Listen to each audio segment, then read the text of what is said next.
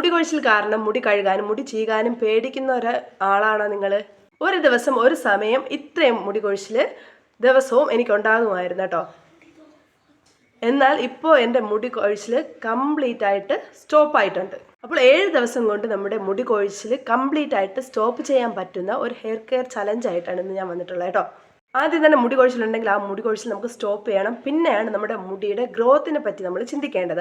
അപ്പോൾ എല്ലാവർക്കും എൻ്റെ യൂട്യൂബ് ചാനലിലേക്ക് സ്വാഗതം. എൻ്റെ വീഡിയോസ് നിങ്ങൾ ആദ്യമായിട്ടാണ് കാണുന്നതെങ്കിൽ നിങ്ങൾക്ക് ഈ ടിപ്പ് ഇഷ്ടപ്പെട്ടാൽ എൻ്റെ ചാനൽ സബ്സ്ക്രൈബ് ചെയ്യാനും വീഡിയോസ് ലൈക്ക് ചെയ്യാനും ഷെയർ ചെയ്യാനും കമൻറ്റ് ചെയ്യാനും മറക്കരുതേ. അപ്പോൾ നമ്മുടെ മുടി കൊഴിച്ചിൽ സ്റ്റോപ്പ് ചെയ്യാൻ വേണ്ടിയിട്ട് നിങ്ങൾ ചെയ്യേണ്ട കുറച്ച് കാര്യങ്ങളും ടിപ്സുമാണ് ഇന്നത്തെ വീഡിയോയിൽ നമ്മൾ ഡീറ്റെയിൽ ആയിട്ട് പറയാൻ വേണ്ടിയിട്ട് പോകുന്നത്. അതുപോലെ തന്നെ പല വീഡിയോസ് കണ്ട് കൺഫ്യൂഷൻ അടിക്കുന്നവർക്ക് വേണ്ടിയിട്ടും കൂടിയാണ് ഈ ഒരു വീഡിയോ ചെയ്യുന്നത്.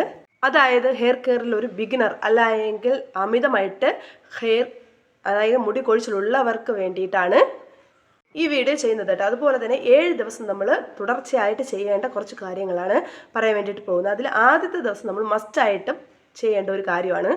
അപ്പോൾ ഈ പറയുന്ന കാര്യങ്ങൾ കുഞ്ഞുങ്ങൾക്കായാലും മുതിർന്നവർക്കായാലും പ്രായമുള്ളവർക്കായാലും പ്രായം കുറഞ്ഞവർക്കായാലും ആണുങ്ങൾക്കായാലും പെണ്ണുങ്ങൾക്കായാലും സിമ്പിളായിട്ട് ചെയ്യാൻ പറ്റിയ ഒരു കാര്യമാണ് പറയാൻ വേണ്ടിയിട്ട് പോകുന്നത് കേട്ടോ. ആദ്യം തന്നെ നമ്മൾ ശ്രദ്ധിക്കേണ്ട കാര്യം എന്ന് പറയുന്നത് മുടി കൊഴിയാനുള്ള കാരണം എന്താണെന്ന് നമ്മൾ ആദ്യം കണ്ടുപിടിക്കണം. എന്തൊരു പ്രശ്നം ഉണ്ടെങ്കിലും അതിൻ്റെ പിന്നിലൊരു റീസൺ ഉണ്ടാകും അല്ലേ? അപ്പോൾ നമ്മുടെ മുടി കൊഴിച്ചിലിൻ്റെ കാരണം എന്താണെന്ന് നമ്മൾ ആദ്യം അറിയേണ്ടതായിട്ടുണ്ട്. ആ റീസൺ എന്താണെന്ന് കണ്ടുപിടിച്ചിട്ട് നമ്മളത് ട്രീറ്റ് ചെയ്യണം. അല്ലെങ്കിൽ അത് കണ്ടുപിടിച്ചിട്ട് അത് നമ്മൾ അവോയ്ഡ് ചെയ്യാൻ വേണ്ടിയിട്ട് ശ്രമിക്കണം. എങ്കിൽ മാത്രമേ നമ്മളെ ഹെയറിന് നമുക്ക് ഗ്രോ ചെയ്തെടുക്കാൻ വേണ്ടിയിട്ട് പറ്റുകയുള്ളൂ. അപ്പോൾ നമ്മുടെ മുടി കൊഴിയാനുള്ള കുറച്ച് കാരണങ്ങൾ ഞാൻ പറയാൻ വേണ്ടിയിട്ട് പോകുന്നുണ്ട്. അപ്പോൾ ഇതിലേതാണ് നിങ്ങൾക്ക് ഉള്ള പ്രശ്നമാണെന്ന് നിങ്ങളൊന്ന് കമൻറ്റ് ചെയ്തേക്കണം കേട്ടോ. അപ്പോൾ ഏറ്റവും കൂടുതൽ കമൻറ്റ് ഏത് പ്രശ്നവുമായി ബന്ധപ്പെട്ടാണെന്ന് നോക്കിയിട്ട് അതിൻ്റെ ഒരു ഡീറ്റെയിൽഡ് വീഡിയോ ഞാൻ ഇടുന്നതായിരിക്കും. കുറേ വീഡിയോ ഞാൻ ഇട്ടിട്ടുണ്ട്. താരനെ കുറിച്ചായാലും നമ്മുടെ ഹെയർ ഗ്രോത്തിനെ കുറിച്ചിട്ടായാലും കുറേ വീഡിയോസ് ഞാൻ ഇട്ടിട്ടുണ്ട്. എന്നാലും കമൻറ്റ് നോക്കിയിട്ട് അതിനനുസരിച്ചുള്ള വീഡിയോസ് ഞാൻ ഇടുന്നതായിരിക്കും കേട്ടോ. അപ്പോൾ മസ്റ്റായിട്ടും കമൻറ്റ് ചെയ്യാൻ മറക്കരുതേ. ആദ്യത്തെ എന്ന് പറയുന്നത് സ്ട്രെസ് അല്ലെങ്കിൽ ഉറക്കക്കുറവാണ്. അടുത്തത് നമ്മൾ ന്യൂട്രീഷൻ ഡെഫിഷ്യൻസി, അതായത് അയണിൻ്റെയോ സിങ്കിൻ്റെയോ മെഗ്നീഷ്യത്തിൻ്റെയോ ബയോട്ടിൻ്റെയോ എന്തെങ്കിലും വൈറ്റമിൻ്റെയൊക്കെ കുറവ് കാരണം നമ്മുടെ മുടി കൊഴിച്ചിലുണ്ടാകാറുണ്ട്. അതുപോലെ തന്നെ ഓവറായിട്ട് കെമിക്കൽ പ്രോഡക്റ്റ് ഉപയോഗിക്കുന്നവർ, അതായത് ഷാമ്പു, കെമിക്കൽ ഫ്രീ അല്ലാത്ത ഷാമ്പു ഉപയോഗിക്കുന്നവർ, ഹീറ്റ് സ്റ്റൈലിങ് അതായത് ഹീറ്റ് ഉപയോഗിക്കുന്നവർ, ഇങ്ങനെയൊക്കെ ഉള്ളവരുണ്ടെങ്കിൽ അതും ഒന്ന് ശ്രദ്ധിക്കുക. ഈ ഒരു സാഹചര്യത്തിൽ നമ്മുടെ മുടി ഹെവി ആയിട്ട് കൊഴിയാനുള്ള ചാൻസസ് ഉണ്ട് കേട്ടോ. നമ്മൾ മുടിയിലാണ് പ്രയോഗിക്കുന്നതെങ്കിൽ അത് നമ്മുടെ മുടി കൊഴിച്ചിൽ ഉണ്ടാകാൻ വേണ്ടിയിട്ട് കാരണമാവും. അതുപോലെ തന്നെ മൂന്നാമത്തെ കാര്യം എന്ന് പറയുന്നത് നമ്മുടെ സ്കാൽപ്പിൻ്റെ ഹെൽത്താണ്. നമ്മുടെ സ്കാൽപ്പിൻ്റെ ഹെൽത്ത് നല്ല കണ്ടീഷൻ അല്ല എങ്കിൽ നമ്മുടെ മുടി കൊഴിച്ചിലുണ്ടാകാനായിട്ടുള്ള മറ്റൊരു കാരണങ്ങളിലൊന്നാണ്.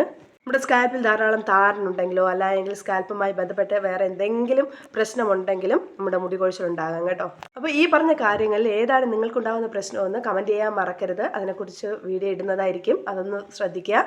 അപ്പോൾ നമ്മൾ 4 കാര്യങ്ങൾ പറഞ്ഞില്ലേ, അതിൽ ഉറക്കക്കുറവും സ്ട്രെസ്സും നമ്മൾ സ്വയമേ മാറ്റാൻ നമുക്ക് കഴിയുന്ന ഒരു കാര്യമാണ്. അപ്പോൾ നമ്മൾ സ്ട്രെസ് ഉണ്ടെങ്കിൽ, അതായത് യോഗയോ മെഡിറ്റേഷനോ അല്ലെങ്കിൽ നമ്മുടെ സ്ട്രെസ് കുറയ്ക്കാൻ വേണ്ടിയിട്ടുള്ള നമ്മുടെ എക്സസൈസോ, അതുപോലെ തന്നെ പാട്ട് കേൾക്കുക, കഥ കേൾക്കുക, വായിക്കാൻ, നമുക്ക് സന്തോഷം കിട്ടുന്ന എന്ത് കാര്യം ചെയ്താൽ നമുക്ക് സ്ട്രെസ് കുറച്ച് എടുക്കാൻ വേണ്ടിയിട്ട് പറ്റും. നമ്മൾ രണ്ടാമത് പറഞ്ഞ കാര്യം എന്ന് പറയുന്നത് ഡെഫിഷ്യൻസി, അതായത് വൈറ്റമിൻ്റെയോ മിനറൽസിൻ്റെ എന്തെങ്കിലും ഡെഫിഷ്യൻസി കൊണ്ടാണ് നമുക്ക് മുടി കൊഴിച്ചിൽ വരുന്നതെങ്കിൽ നമുക്ക് മറ്റൊരാളുടെ സഹായം ആവശ്യമാണല്ലേ, അല്ലെങ്കിൽ നമ്മൾ ഡോക്ടറിനെ കൺസൾട്ട് ചെയ്യേണ്ട ആവശ്യമുണ്ട്. അപ്പോഴെന്തായാലും ബ്ലഡ് ചെക്ക് ചെയ്താലേ നമുക്ക് അതിൻ്റെ ഡീറ്റെയിൽസ് അറിയാൻ പറ്റും. ഇപ്പോൾ നമ്മുടെ പ്രോട്ടീന്, സിങ്ക്, നമ്മുടെ എന്ത് വൈറ്റമിൻ ഇതിൻ്റെയൊക്കെ കുറവുണ്ടെങ്കിൽ നമുക്ക് ബ്ലഡ് ടെസ്റ്റ് ചെയ്ത് കഴിഞ്ഞാൽ അതിൻ്റെ ഡീറ്റെയിൽഡ് അറിയാൻ വേണ്ടിയിട്ട് പറ്റും. അപ്പോൾ ഈ ഒരു സാഹചര്യത്തിലാണ് നമുക്ക് മറ്റൊരാളുടെ ആവശ്യം വേണ്ടി വരുന്നത്. അപ്പോൾ നമ്മളിത് ബ്ലഡ് ടെസ്റ്റ് ചെയ്തിട്ട് അത് നമ്മൾ കറക്റ്റായിട്ട് അറിയാൻ വേണ്ടിയിട്ട് നോക്കുക. അതിനുശേഷം നമ്മൾ അതിനനുസരിച്ചിട്ടുള്ള ഫുഡും കാര്യങ്ങളും, അല്ലെങ്കിൽ നമ്മൾ ഡോക്ടർ സജസ്റ്റ് ചെയ്യുന്ന ഗുളികകൾ, മെഡിസിൻസ് നമ്മളത് ഫോളോ ചെയ്യാൻ വേണ്ടിയിട്ട് നോക്കുക. ഹെൽത്തി ആയിട്ടുള്ള പ്രശ്നമാണെങ്കിൽ, അതായത് PCOD, അതുപോലെ തന്നെ തൈറോയ്ഡ്, ഇങ്ങനെയുള്ള കണ്ടീഷൻസിലൊക്കെ നമ്മൾ എന്തായാലും ഒരു ഡോക്ടറിനെ കണ്ട് ഡോക്ടറിൻ്റെ സജഷൻ തേടേണ്ട ആവശ്യമായിട്ടുള്ള ഒരു കാര്യമാണ്.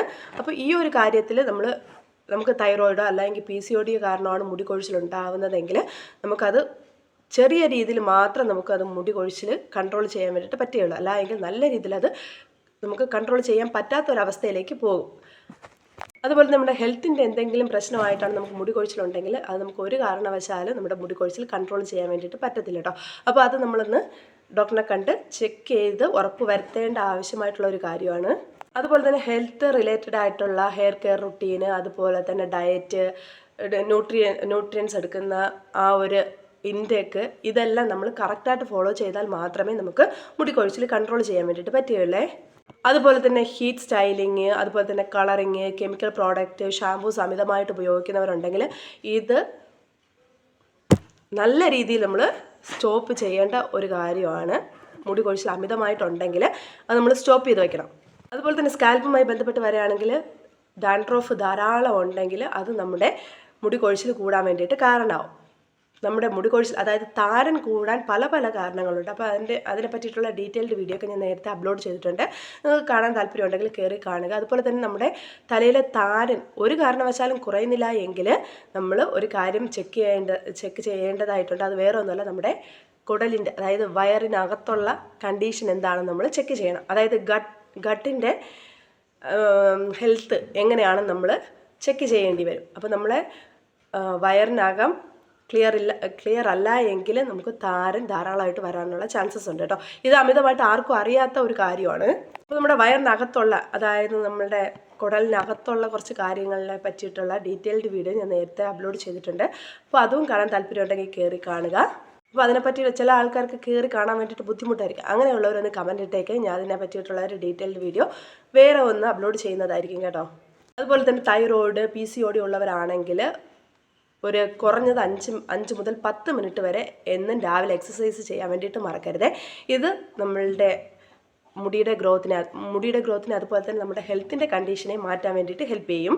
അപ്പോൾ ഇതൊക്കെ നമ്മൾ ഡേ 1 ഒന്ന് ചെക്ക് ചെയ്യേണ്ട ഒരു കാര്യമാണ് കേട്ടോ. നമ്മൾ ഹെയർ കെയർ ചലഞ്ചിലോട്ട് പോകുമ്പോൾ ഡേ 1 ചെക്ക് ചെയ്യേണ്ട കുറച്ച് കാര്യങ്ങളാണ്. അതുപോലെ തന്നെ ഞാൻ മിക്ക വീഡിയോസിലും പറഞ്ഞിട്ടുള്ളത്, നമ്മുടെ പല്ലകളുള്ള കൊമ്പ് ഉപയോഗിച്ച് രാവിലെ എണീറ്റതിന് ശേഷവും കിടക്കാൻ പോകുന്നതിന് മുമ്പായിട്ട് നല്ല രീതിയിൽ നമ്മുടെ റൂട്ട് മുതൽ മുടിയുടെ അറ്റം വരെ നല്ല രീതിയിൽ ചീക്കി കൊടുക്കുക.